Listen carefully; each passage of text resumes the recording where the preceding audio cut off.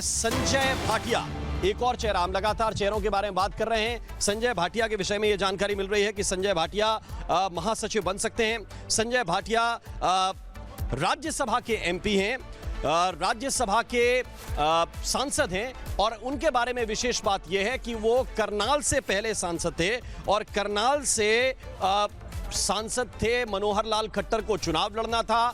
मनोहर लाल खट्टर के लिए एक बार कहा गया कि आपको सीट छोड़नी पड़ेगी करनाल की, और भाटिया जी ने सीट छोड़ दी थी। तो वो पुरानी सारी चीजें बीजेपी याद रखती है कि अगर आपने पार्टी के लिए मुश्किल खड़ी नहीं की, पार्टी ने जो कहा वो आपने तुरंत मान लिया, तो इसके बाद फिर आपके लिए नए दायित्व भी पार्टी सोच कर रखती है। और संजय भाटिया उसी में एक नाम है। नए महासचिव बनाए जा सकते हैं संजय भाटिया।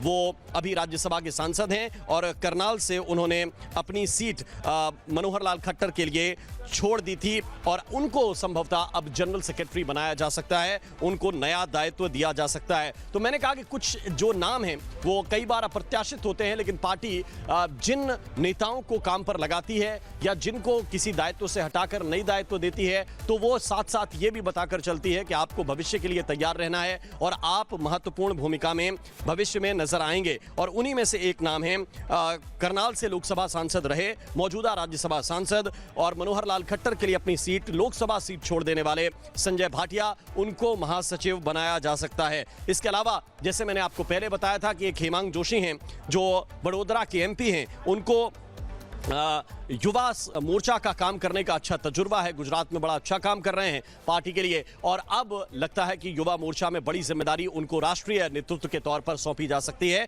इस नाम पर भी काफी विचार हुआ है। इससे पहले मैंने आपको हरीश द्विवेदी का नाम बताया है। हरीश द्विवेदी जो जिस तरह से राजस्थान में जिस तरह से काम कर रहे हैं, उस तरह देखकर संकेत लगता है। इसके अलावा एक नाम महेंद्र सिंह का भी है जो प्रभारी के रूप में मध्य प्रदेश में काम कर रहे हैं। उत्तर प्रदेश के संगठन में उन्होंने काफी काम किया है। तो कुछ ऐसे नाम जो संगठन के दायित्व निभा रहे हैं, उनको आप राष्ट्रीय नेतृत्व में अब देख सकते हैं। कुछ प्रभारी बदले जा सकते हैं। नितिन नवीन के आवाज से इस वक्त मेरे सहयोगी सुमित झा सीधे जुड़ रहे हैं। सुमित, क्या क्या डिटेल्स हैं, किस तरह का फोकस इस लिस्ट में हो सकता है, क्योंकि कुछ ही मिनट के बाद या कुछ घंटे के बाद ये लिस्ट जारी की जा सकती है। सुमित।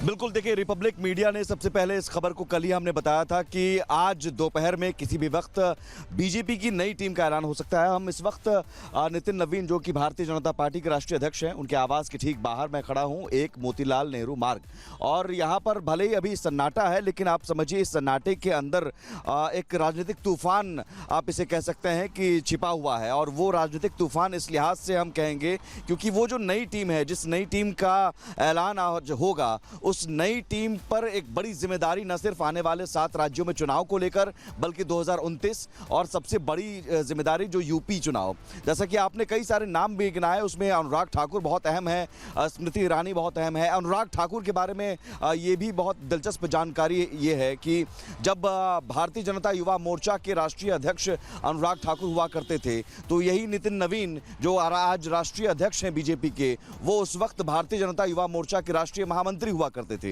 यानी अनुराग ठाकुर के नीचे काम करते थे। और दोनों के बीच जुगलबंदी बहुत लंबे समय से रही है। 2011 में कई यात्राएं उन्होंने दोनों ने मिलकर निकाली और संगठन में काम किया है।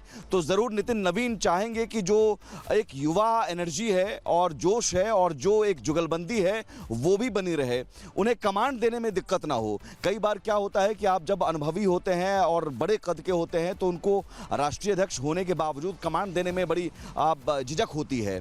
और इस लिहाज से ये टीम इसलिए मानी जा रही है कि युवाओं और महिलाओं का समावेशी इसमें देखने को मिलेगा, और खासतौर पर तब जबकि भारतीय जनता पार्टी का नया संविधान 33% महिलाओं को आरक्षण देने की बात करता है। तो उस लिहाज से यहाँ आप 38 राष्ट्रीय पदाधिकारियों को चुनना है, 38 राष्ट्रीय पदाधिकारियों को आपको तैनात करना है, उसमें 13 जरूर महिलाएं होंगी, ये तय है। और इसमें जो 10 से 13 राष्ट्रीय उपाध्यक्ष हो सकते हैं, 9 महामंत्री हो सकते हैं, जिसमें संगठन महामंत्री भी, 15 मंत्री बनाए जा सकते हैं, एक कोषाध्यक्ष। जो आप नाम गिना रहे हैं एक एक करके, जो हम रिपब्लिक भारत पर दर्शकों को बता रहे हैं, वो नाम इसलिए उसमें अहम हो जाते हैं क्योंकि राज्य में जो राज्य स्तर पर उन्होंने परफॉर्मेंस दिया है, अलग अलग राज्यों में उन्होंने काम किया है, कार्यकर्ता के तौर पर उन्होंने ज़मीन पर काम किया है और उन राज्य में काम करने के बदले उन्हें इनाम दिया जाएगा और सीधे सीधे राष्ट्रीय स्तर पर राष्ट्रीय टीम में उन्हें जगह मिलेगी।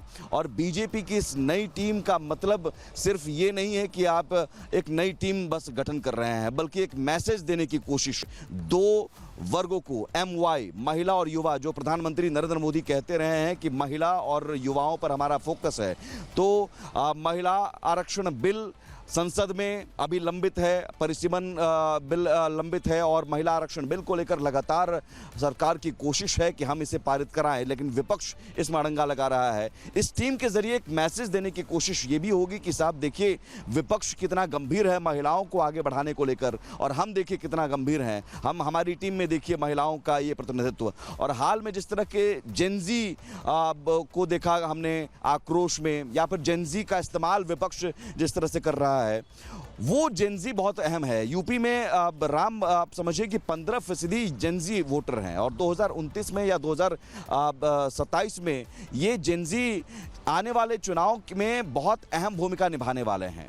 और जेनजी को लेकर प्रधानमंत्री नरेंद्र मोदी ने बहुत बार कहा है कि ये युवा ही अब देश के भविष्य हैं। लाल किले के प्राचीर से उन्होंने युवाओं पर फोकस रखा अपने भाषण में, खुद वो रील बनाते हुए नजर आए और साफ तौर पर संदेश भी दिया है सभी मंत्रियों को भी, बीजेपी के नेताओं को भी, कि आप युवाओं के बीच जाएं। तो इस नई टीम के जरिए ये भी साफ तौर पर संदेश कि युवाओं के साथ बीजेपी खड़ी है और युवाओं के साथ तालमेल जो बना सके उन चेहरों को हम लाएं जो डिजिटल तौर पर ज़्यादा उनके पास अनुभव हो, जो युवाओं की भाषा समझते हो, युवाओं के साथ हाव भाव उनका बैठता हो, वो टीम इसमें हमें देखने को मिलेगा। यानी जनरेशनल एक शिफ्ट बहुत हम देखने को मिल सकता है अब से कुछ देर बाद, जब लिस्ट आएगी जहां पर आप खड़े हैं इस वक्त बीजेपी मुख्यालय में। राम,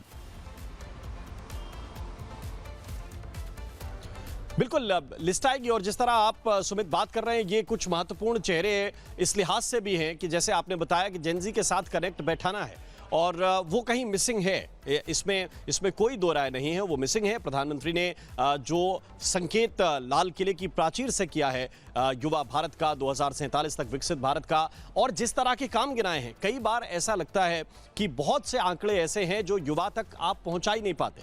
जैसे अब पेपर लीक की बहुत बात हुई, लेकिन बीजेपी के खास तौर से जिन लीडर्स पे ये जिम्मेदारी थी कि वो बताएं कि 2014 से पहले कितनी मेडिकल की सीटें हुआ करती थी, कितने मेडिकल कॉलेज हुआ करते थे और आज कितनी मेडिकल की सीटें और मेडिकल कॉलेज हैं। ऐसे फैक्ट्स आपको बार बार याद दिलाने पड़ेंगे और एक तरह से रटाने पड़ेंगे, तब जाकर आप किसी को काउंटर कर पाएंगे, क्योंकि ये नया जेनजी है, फैक्ट्स पे बात करता है और इसीलिए अब उन चेहरों पर फोकस किया जा रहा है जो 60 वर्ष से नीचे के हैं। ये तो एक बुनियादी शर्त मुझे नजर आ रही है। खुद नितिन नवीन 46 के हैं, ये अधिकतम अगर एज ब्रैकेट थोड़ा सा बढ़ेगा भी तो अधिकतम 54 या 55 के आसपास ये जाकर अटकना चाहिए। जिस तरह के फॉर्मूले पर इस वक्त काम हो रहा है, ये जरूर देखना होगा कि इस लिस्ट में जिन नामों का हम जिक्र कर रहे हैं उनके अलावा